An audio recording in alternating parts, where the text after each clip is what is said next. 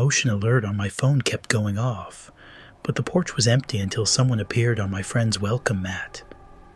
It didn't walk.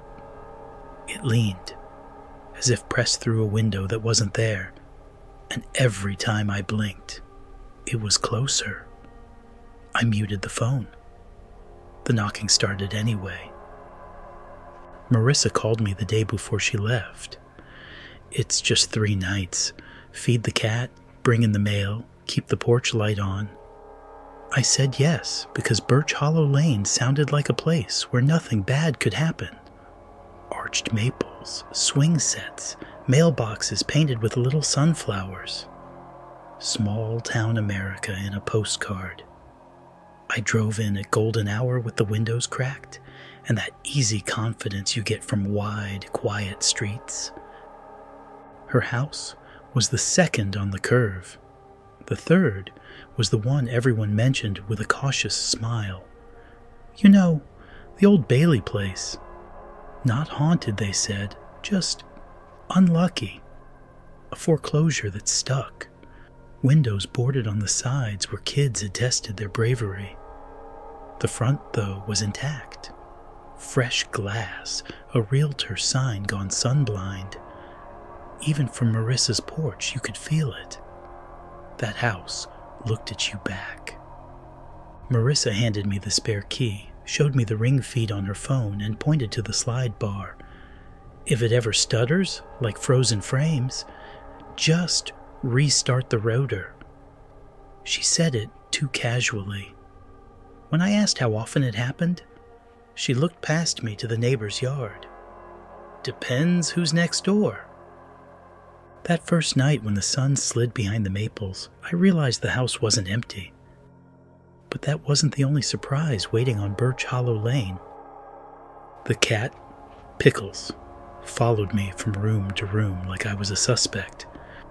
I fed her, set my overnight bag by the couch, and tried to be a responsible adult by locking every door twice. The ring chime pinged from my phone. Motion at your front door. It was the cautious voice designed to be comforting, which made it worse. I checked the porch. No one. I checked the yard. No one. But the timeline on the app pulsed with a thumbnail image. A dark smear that could have been a jacket, a person, or a glitch. I tapped it. The video paused, skipped 2 frames, then continued. Someone was on the steps. A shoulder maybe, or a hood. Too close to the camera to make sense. I told myself it was a moth. The second alert came exactly 12 minutes later. The live view showed Marissa's porch, empty, but past the railing across the property line, a light flickered behind the glass of the Bailey place. On, off, on again, like someone testing a switch. I walked outside just far enough to hold sanity. The night air was a little colder than it should have been. I crossed the lawn to the breaker box, picturing trespassers and urban explorers. That's when my shoe sank. The earth hissed and gave, and I looked down to find my footprint stamped over another one, wider than mine, fresher, as if the ground had been waiting. I didn't go further. I told myself wind can flip a switch if the wiring's wrong. I told myself lots of things. By the second night, it had learned my schedule. And when the pattern locked in, it started waving. Every time I turned off the living room lamp, a light clicked on across the property line in the lower front room of the Bailey place. The timing became so precise, it seemed planned. I tried balking. I left the lamp blazing to see if it would stop. It didn't. The ring alerts multiplied and stacked like a deck of cards gone wild. Marissa called from her layover, her voice thin with airport echo. "You're not staying up late, right?" "Don't try to catch it. The last person who did couldn't sleep again." She said it like a joke, and I laughed because I needed the sound. When we hung up, I made the one mistake you should never make in a quiet town. I searched for the address. Old newspaper scans and a homeowners association forum popped up. Much of it was typical suburban legend. Things like, "Don't park there, it's bad luck," or stories from kids claiming they've seen someone in the window. But buried in the search results was a short article about the Baileys and a night nobody pinned down. No dates in the piece, just late October and neighbors reported sounds and an outcome summarized with soft language. The family was no longer present. Reports claim a moving company cleared the furniture at dawn. It's been said that everything else remained. When I raised the phone to the window, someone inside the Bailey house lifted a hand. Not a full wave. A slow, deliberate acknowledgement, as if to say, "I see you." Then the Ring app froze and filled with static. That was the moment I heard the first knock. 3 slow knocks, not loud, not aggressive, just confident enough to claim the hour, 3:17 a.m., according to the microwave clock that glowed like a witness. Pickles hunched and hissed at me, as if I were the intruder. I brought the phone close to the door and went live on the Ring. The reasonable plan was to catch whoever was out there. The camera feed cracked and trembled. The porch came into focus. Welcome, Matt. Air hanging heavy. No one. I flipped to the timeline and tapped the last alert. The screen stuttered again. For a breath-long shard of time, a shape filled the frame. Black on black, a person-shaped shadow facing the door, and in that smear was a detail I didn't want. Something like a face where a face doesn't belong, pressed toward the peephole. Then it was gone. I called the non-emergency line. A tired voice said a cruiser would roll by. It arrived 20 minutes later, lights off. An officer stepped out, looked at the Bailey place, and didn't look long. "We've been told not to go in there after dark," he said, before he even saw the video. He phrased it like policy without citing policy. When I asked why, he shrugged with his mouth. "It's not a code thing. It's a thing." When he left, my phone rang. The caller ID said Marissa. "Hey," I said, relieved and a little annoyed, ready to complain about the officer, the knocks, and the shadow. But the voice that answered wasn't hers. It sounded like a recording of a recording, thin, worn, a copy of a copy left in the sun. "Don't look at the window," it whispered. "Who is this?" "Don't look," it said again, "at the window." I looked. The thing in the neighbor's house had moved from the opposite side of the glass to inside Marissa's living room. Not a person, not a burglar. A silhouette standing where the lamp glow dissolved, as if it had been cut out of the darkness and placed gently on her rug. Head slightly tilted, arms wrong. Every light in the house died at once. The air went dull. Silence took on weight. I kept still because that's what small animals do when the hawk's shadow passes. Faint breathing slipped between the curtains. Not from the window, from behind the couch. I turned my phone flashlight on with my thumb. The beam found lint, coffee table leg, the edge of a coiled charger, and then it caught the not person, the not anything, made of shadow but casting none, an absence in the shape of a presence. It twitched in a way human bodies can't, like a puppet pulled by invisible strings at the wrong angles. It wasn't trespassing. It was repeating something, mimicking a sequence it had practiced. "Stay until the lights stop," the worn voice said from the phone, and then the call ended. When I panned the light back, the figure was gone. Not fled, not retreated, replaced by a darkness that felt like a bruise. And when I thought I'd imagined every impossible thing, the camera proved I hadn't imagined any of it. I sat at the kitchen counter with the Ring app open, browsing through the clips. Not randomly. I scrubbed the timeline to the exact minute. 3:17 a.m. knock. 3:29 a.m. porch shadow. 3:41 a.m. static. The timestamps had a rhythm I couldn't ignore. So I made a list.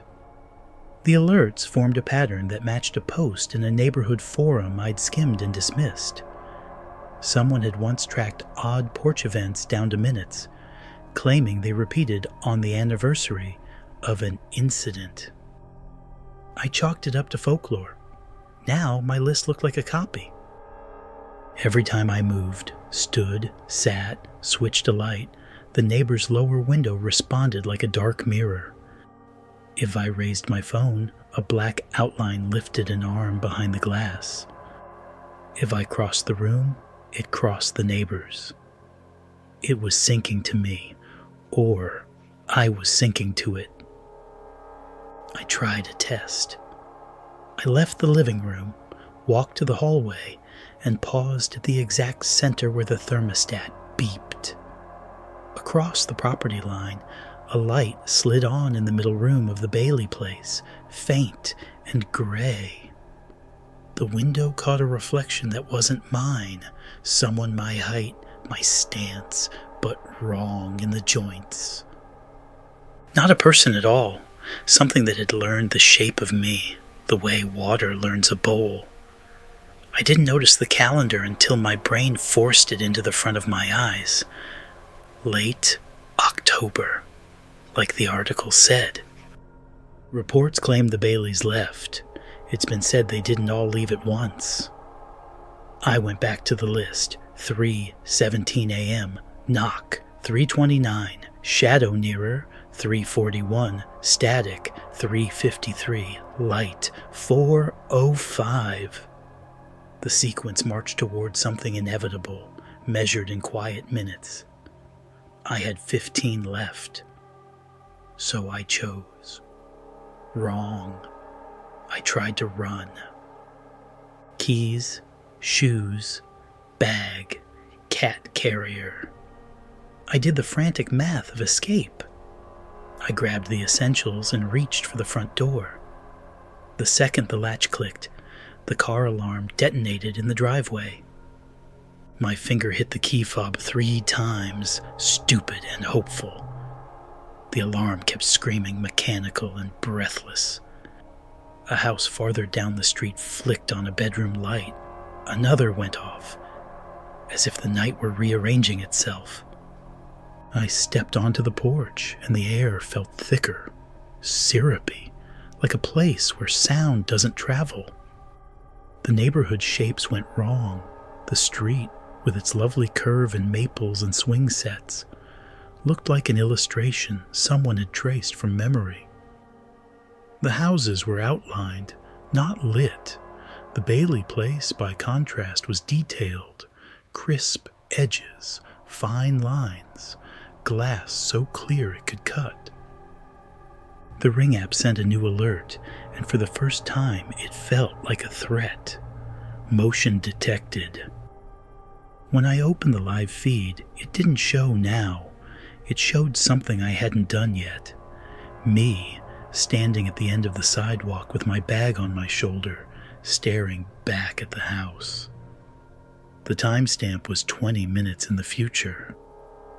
Pickles yowled from inside like a smoke alarm. The porch light sputtered and held. "Stay until the lights stop," the memory of the voice repeated. not advice, a rule. I walked down the path to where the app said I'd be. At the end of the concrete, the signal blinked to 1 bar. When I turned right, the future me on the screen turned right. When I stopped, future me stopped. I thought of mirrors and reflexes, and the weird split-second delay when you watch yourself on a video call. I lifted my hand. The person in the preview lifted their hand later. That tiny lag was the only proof I had that I wasn't already a recording. Behind me, the Bailey house opened its front door. No squeal, no creak, just a clean swing like a salesman's demonstration. The interior beyond the threshold didn't look like a hallway. It looked like the exact dimensions of Marissa's living room. And then, the ring feed showed something worse. The porch I was standing on from the neighbor's angle. I should have called someone. I should have called Marissa and woken her up to hear the pattern in my voice. Instead, I did what people do when a story decides you're in it. I went forward because backward wasn't offered. The Bailey door breathed cold onto the grass. I stepped onto the first board in the porch, and the wood remembered the weight of a person before me. The second board sighed. The third welcomed. The threshold was an exact copy of Marissa's, down to a nick on the left from where she once dropped a planter. Inside, the dark had texture, not emptiness, layers, like a room that had been overexposed and underexposed at the same time. I kept the phone camera up like a shield. The screen showed the inside of Marissa's house, her couch, her lamp, the bowl where I'd left my keys. But when I lowered my phone, the room I stood in was not hers. It was stripped. Wallpaper peeled in fat curls. A water stain hung like a map on the ceiling. The contradiction turned my stomach. The phone was telling me what I wanted, that I hadn't crossed into somewhere else. The air told me the opposite. Pickles cried again, but from far away, as if the sound had to swim. Footsteps rippled through the floor, not as noise, but as a reconfiguration of space, like the house was turning its attention. The figure arrived by degrees. First, a shoulder, then a tilt, then the suggestion of a head, where light refused to land. It didn't approach. It aligned with me until we stood in the same place in 2 different rooms. "Finish what we started," said the thin, worn voice. Now, not from the phone, but from the walls. Reports claim the Baileys left because they couldn't make the house theirs. It's been said the house made them its own instead. If rumors suggest anything in a town like this, it's that the Bailey place learned the humans and didn't see the point in letting them learn it back. The house wanted rehearsal. It wanted the same steps, the same switch, the same knock. It needed a partner. I backed up. The door was where I'd left it and wasn't. The porch outside had changed slope. The maples beyond had climbed closer to the glass. I took one more step and touched a frame that didn't exist. The phone's live view trembled to keep up. "Stay until the lights stop," the voice said again, and I realized the rule belonged to the neighbor, not to me. Whoever they were, they'd set the conditions long ago. The sequence always ended with the same choice. I made a new one. I dropped the phone on the floor of the Bailey place and ran out empty-handed. And the street had been waiting for me. Birch Hollow Lane lit up. Houses appeared, a sprinkler resumed, and a dog barked nearby. I kept running until my breath scraped my ribs. When I reached Marissa's porch, her door was still shut, her lock still a smooth circle. The cat carrier waited, affronted. The microwave clock read 4:05 a.m. The clock in my car read 4:05. The clock on Marissa's stove read 4:05. The world had agreed. My phone was still on the Bailey's floor. I shouldn't have cared, but the thought of it lying face down in that room felt like leaving a window open. I told myself I'd get a new one. I told myself it was only a phone. Then the ring alert chimed from the tablet mounted by Marissa's door, her secondary display for when she didn't want to check her cell. Motion detected. The screen didn't show the porch. It showed my phone in the neighbor's house, screen up, camera live, streaming my friend's living room from inside the Bailey place. The feed had my voice in it. My voice, saying my name as if testing it. Then a shadow crossed the lens, not stepping, just forming, and the live view cut. On the driveway, my car alarm finally fell silent. I carried Pickles to the back bedroom, shut the door, and sat with my back against it until dawn turned the walls to paper.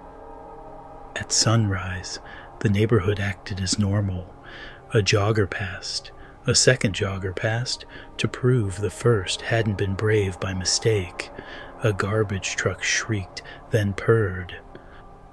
I opened the bedroom door and found the house unchanged except for a ring of dust on the coffee table, where my phone should have been. And then, somehow, it was already time to hand the keys back. Marissa got home at 10 a.m., rolling her suitcase like she'd just stepped off a safer planet. "You look awful," she said, "which is what good friends are for." "I lost my phone," I said. She nodded like people do when a story starts small. "In the neighbor's house," I added. She didn't nod. She set the suitcase down with both hands, slow. "You went in?" No accusation, no surprise, simply a confirmation of what she had always expected. I told her everything as efficiently as I could, the way you do when you need another person to say, "Yes, that's ridiculous. Let's laugh and plan brunch." When I finished, she walked to the tablet and scrolled the Ring timeline, clips stacked from the night. Empty porch, static, a thin smear that was and wasn't a person. And then the final one, the camera on the neighbor's floor staring at our living room from next door. My hand crosses the frame. My voice echoes weirdly. The shadow. "Okay," she said, a word that can mean anything. She plugged the base station into a different outlet, like a new perspective might fix a haunting. She poured coffee and didn't drink hers. She looked toward the window with the careful neutrality of someone observing a wild animal from a car. In the afternoon, I stood up to leave. The street looked harmless again. The Bailey door was closed. No more ring alerts. I hadn't planned to check the app one last time, but my body did it anyway, searching for final evidence or a final lie. The timeline had a fresh clip stamped 5 minutes earlier. The thumbnail showed my car pulling away. I tapped it. The video played back from a low angle that couldn't have been Marissa's porch. It came from near the ground, like the camera had been set down outside. It watched me drive off. The final frames caught a reflection in the Bailey's front window. Me, maybe, or someone my size, tilting their head with that wrong jointing, listening. The clip ended with the thinnest sound. 3 slow knocks, not on Marissa's door, on mine. I ordered a new phone that afternoon. I changed my passcodes. I tried to believe that security is the same thing as safety. That night, in my own apartment 2 towns over, A motion alert chimed from a device I hadn't set up yet. "Motion at your front door," the generic voice said, like a nursery rhyme. I checked the people and saw my hallway, perfect and beige. No one. When I turned off the living room lamp, a light across the alley flicked on in perfect sync. Not the neighbor I knew, a window I'd never noticed, a room I didn't recognize. The app buzzed in my pocket again. New clip. The thumbnail was an empty porch, but the caption had changed. Not motion detected. Not live view. Just 3 words, stamped at 3:17 a.m., polite as ever. Continue the sequence. I set the phone face down on the table and sat perfectly still, listening for the knock in a town that didn't know my name. The air pressed closer, like a glass pane set gently against my back. Across the alley, the light waited for my cue. And on Birch Hollow Lane, the neighbor's house began to mirror mine, frame by frame.